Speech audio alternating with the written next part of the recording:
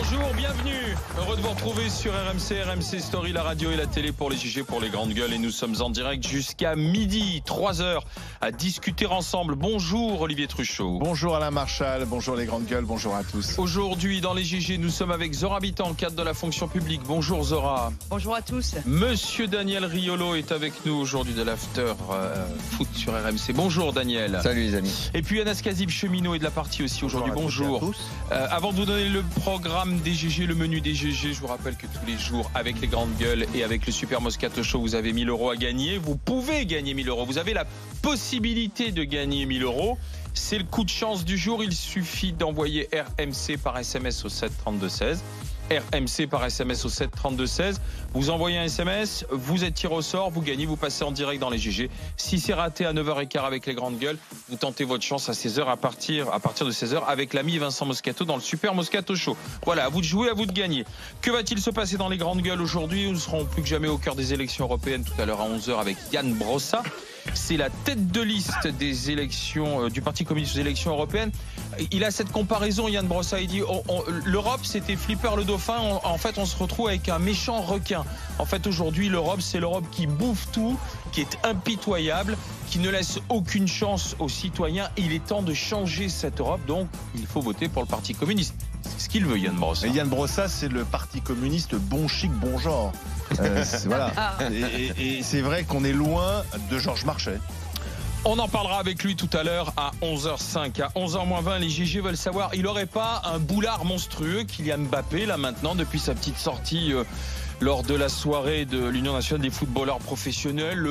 Oui, est-ce que je suis encore assez bien? Peut-être trop bien pour le Paris Saint-Germain. Visiblement, il veut choisir les joueurs avec qui il veut jouer. Et Mbappé, on dégonfle un peu peut-être. On en parlera tout à l'heure à 11h20.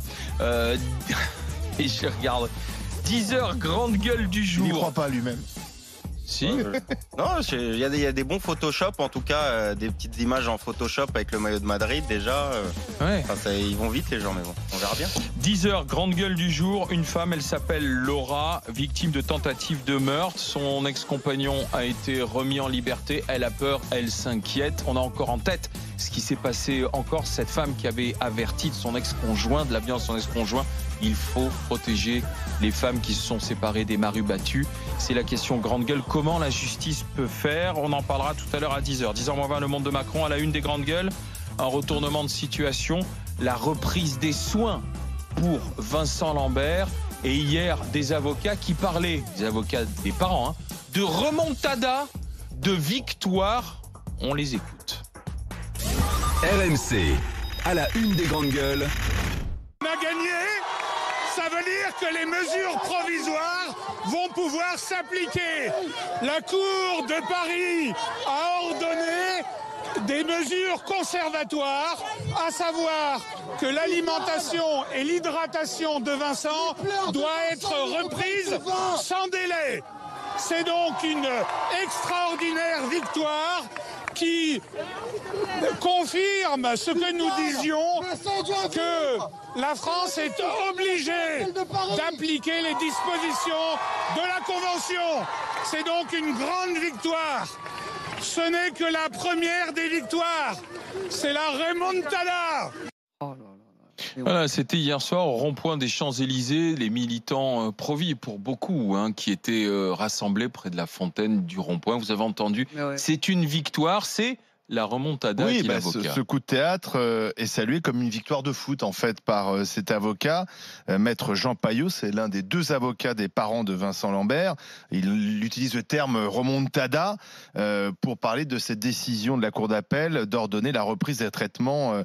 Donc le feuilleton n'est pas terminé. Alors si vous ajoutez à cela le hashtag je suis Vincent Lambert, les cris de joie, c'est vrai que cette histoire assez douloureuse d'une affaire familiale, en fait, d'une famille qui se déchire, sombre un peu dans l'indécence. Et sans prendre parti, on pourra quand même noter la discrétion de l'autre côté de la femme de Vincent Lambert, Rachel Lambert, qui parle très peu. C'est une ancienne infirmière et qui dit seulement hier soir sur RTL chez Marc-Olivier Fogel qu'on nous laisse en paix dans l'intimité, la dignité. Donc il y a un appel à l'intimité, à la dignité d'un côté, et il y a ces cris de joie footballistiques de l'autre. Est-ce que cette affaire n'est pas en train de devenir totalement indécente? En fond, on entendait derrière l'avocat, c'est la victoire victoire de la vie. Voilà, c'est la victoire de la vie pour Vincent Lambert. Zora Habitant.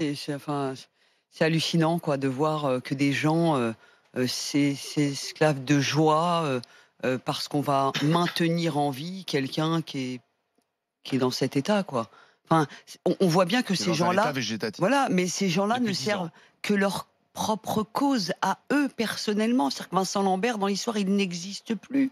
Depuis un moment, c'est l'instrumentalisation d'un débat extrêmement important, difficile, complexe et compliqué, qui est l'euthanasie. C'est-à-dire Vincent Lambert, c'est le symbole d'une société qui ne veut pas décider, qui ne veut pas choisir, qui ne veut pas trier, qui ne veut pas heurter. Et donc le problème, c'est que moi j'ai un avis là-dessus, l'euthanasie est quelque chose de strictement personnel. On doit pouvoir laisser les gens décider librement, mais leur donner ce droit. Sauf que là, il ne peut pas décider, Vincent Non, Lambert. mais lui, il ne peut pas décider, Même mais sa femme, son épouse a le droit de décider. C'est quand même ça qui est hallucinant. Ça fait des années qu'on utilise une personne qui est légume, et de voir ça, c'est ce cri de joie, on a gagné, mais gagné quoi ? Non, mais c'est pas aussi simple, Zora. Tu peux pas réduire ce débat uniquement à on est pour ou contre l'euthanasie. Déjà, moi, j'ai presque de l'admiration pour ceux qui arrivent à avoir une idée arrêtée sur cette affaire. Au fil du temps, un non-choix, en fait. Au fil du temps, cette histoire est devenue complètement caricaturale. On a l'impression qu'on a d'un côté des dangereux intégristes contre des gens plus discrets, mais qui semblent pouvoir faire tomber l'ascendance. Il doit mourir. Au milieu de ça, on a eu plein d'experts qui ont des avis différents. Selon les pays, les experts ne pensent pas exactement la même chose. Il y a des médecins qui ne pensent pas tous la même chose, même si majoritairement ça semble pencher plutôt dans un camp. Cette histoire du droit à la vie, c'est peut-être carrément même un débat philosophique. Qu'est-ce que la vie et la mort? C'est pas vu partout de la même façon, par tous les gens de la même façon, selon qu'on veuille donner plus de poids à la religion qu'à la médecine. Donc moi, avoir une idée arrêtée sur cette histoire, je n'en ai pas du tout. J'aurais aimé en fait qu'elle n'arrive jamais sur la place publique, soit pas médiatisée. que ça reste dans l'intimité, comme le dit sa femme. Les parents ont pensé que rendre tout ça public et étaler cette souffrance allait pouvoir attirer des gens à eux pour qu'ils puissent continuer leur combat. Et moi, plus ça avance, c'est quand même pas une grande publicité pour le débat, cette histoire-là. Parce que finalement, on s'aperçoit que plus on débat, plus on fait intervenir des experts, plus on fait intervenir des médecins, et plus on éloigne les gens, et plus les positions se radicalisent. Et on va en parler pendant je sais pas combien de temps là ce matin. Et est-ce qu'à l'arrivée, on apportera une réponse un tant soit peu plus constructive? J'en suis pas sûr du tout, moi. Daniel, est-ce que là, justement, la possibilité, ce serait de dire, dans un pays comme le nôtre, on est libre de décider de l'euthanasie pour nos familles? C'est pas l'euthanasie. C'est l'arrêt des soins. L'arrêt des soins, c'est pareil. Non, c'est important parce qu'il y a un débat juridique, ça, je précise qu'il y a aussi un débat juridique. Parce qu'on est dans le cadre de la France maintenant. On est dans le cadre de la loi Leonetti, nous dit-on. Alors, c'est vrai que la décision de la justice crée un trouble, parce que jusqu'à présent, on nous dit, mais non, il n'y a pas de problème, il y a une loi, c'est en conformité. Mais c'est quoi la prochaine étape judiciaire, Olivier? C'est qu'on va aller jusqu'à un comité de l'ONU. Oui, c'est ça. Voilà, donc on va aller sur des juridictions supranationales. Et dans le supranational, on va arriver à un univers où on ne pensera pas tous la même chose, où les experts ne seront pas tous du même avis et philosophiquement auront des points de vue divergents. Daniel, Zora, et avant de te donner la parole, Anna, ça c'est parce que nous sommes avec Maître Payot, qui est avec nous, l'avocat des parents de Vincent Lambert. C'est lui qu'on vient de voir dans la vidéo. Bonjour, Maître. Bonjour monsieur. Quelques heures après cette manifestation de joie, vous regrettez cette effusion et les termes employés ou pas? Pourquoi les regretter? Non, il y avait une ambiance extraordinaire, des gens qui étaient conscients que c'était entre guillemets notre dernière cartouche, c'était le dernier juge devant lequel nous avons plaidé, le juge a dit le droit. Enfin, le droit est rétabli. C'est une immense satisfaction. Hier, vous n'avez pas gagné un match de foot, maître? Parce que, excusez-moi, mais vous dites la remontada. Hier, c'était pas un match de foot. Vous n'étiez pas à la sortie d'un stade. Il était pris dans l'ambiance. Peu importe, c'est pas ça qui compte. Mais non, mais est-ce que, attendez, si, c'est important. Est-ce que vous avez conscience que cette image, que vos propos ont choqué? Écoutez, j'ai une culture footballistique, je suis comme ça, c'est le mot qui m'est venu à l'esprit au moment où on m'a interrogé, c'est celui qui semblait correspondre le mieux à mon opinion à ce moment-là, peut-être que ça a choqué, j'en suis infiniment navré, mais qu'est-ce qui choque en réalité dans cette affaire ? C'est que pendant des semaines, on a dit que les mesures provisoires ne sont pas obligatoires, Et enfin, un juge dit, eh bien si, elles sont obligatoires. Pendant des semaines, le gouvernement français nous a dit « Nous ne considérons pas ces mesures provisoires comme nous liant ». Et le juge de Paris nous dit « Si le gouvernement français y est ». Alors écoutez, quelle que soit l'utilisation du mot en question, ce qui importe, c'est qu'aujourd'hui, on a fait plier le gouvernement français et on l'a rappelé à ses obligations. Il aurait dû le faire dès le début. Le ministre de la Santé aurait dû, dès le début, dire « En effet, il y a des mesures provisoires, elles s'imposent à nous, on fera tout ce qu'il faut pour répondre à ce comité, et en attendant, à titre prudentiel, on continue à maintenir l'alimentation. » Ils ne l'ont pas fait, et aujourd'hui, eh bien, il y a une décision qui vient leur rappeler leurs obligations. Décision définitive. Écoutez, je suis désolé, moi je suis satisfait et soulagé. D'accord. Jusqu'à quand? Parce que décision définitive ou pas? Oui. J'ai pas compris votre question. Pardon, décision définitive ou pas? Parce qu'on attend que l'ONU se prononce maintenant. Quelles sont les prochaines étapes? Bien sûr. Pour l'instant, ce sont des mesures provisoires. Les mesures provisoires, c'est un système qui permet aux différents comités de l'ONU de mettre en place des mesures qui permettent en réalité d'étudier de façon sereine et tranquille un dossier. Le dossier de Vincent Lambert, c'est le dossier pratique d'une personne en vie. Si on met fin à l'alimentation de Vincent, ce n'est plus qu'un dossier théorique. Évidemment, ça n'intéresse pas ou peu le comité des droits de l'homme de l'ONU. Donc ce qui importe aujourd'hui, c'est qu'on maintienne l'alimentation. C'est un maintien qui est provisoire. Oui, mais quand la décision de l'ONU va-t-elle tomber? D'abord, on attend le mémoire de la France, qui a un délai de 6 mois depuis le début du mois de mai, pour faire valoir ses observations. La France peut transmettre ses observations avant ce délai de 6 mois, et à tout moment, le comité de l'ONU peut, s'il l'estime opportun, lever les mesures provisoires. À partir du moment où il y a une levée des mesures provisoires, il n'y a plus de discussion.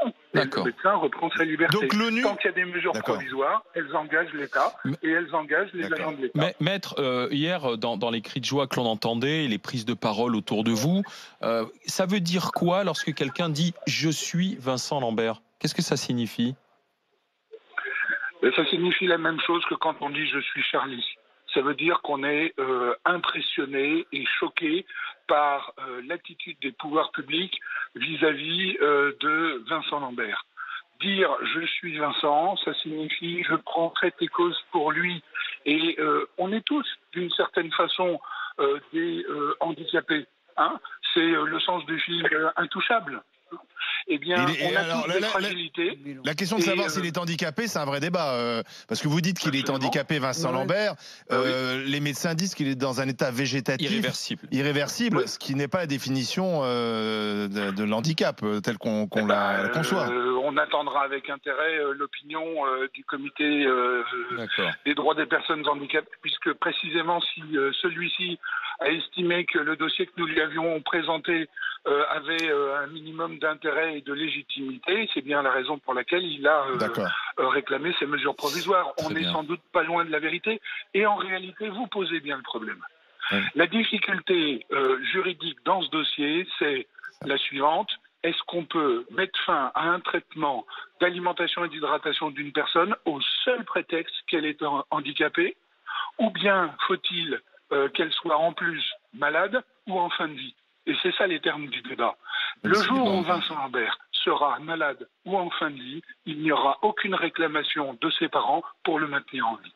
Merci Maître Payot, merci d'avoir été avec nous, avocat des parents de Vincent Lambert. La discussion en fin de vie, d'où le débat. C'est ça qui est important. La discussion continue avec les GG, on écoutera l'avis d'Anas, bien sûr, Zora, Daniel. Vous avez entendu cette reprise, c'est la reprise des soins. Hier, les avocats des parents qui étaient heureux, c'est ce qu'ils nous l'ont dit. Bah oui, on a laissé éclater notre joie. Est-ce que c'était indécent ou pas? Est-ce que vous les comprenez? 3216 rmc.fr pour en parler avec les GG. Jérémy est des nôtres. Bonjour Jérémy. Oui, bonjour. Monsieur Jérémy, les 1000 €, c'est pour vous. Les 1000 € RMC.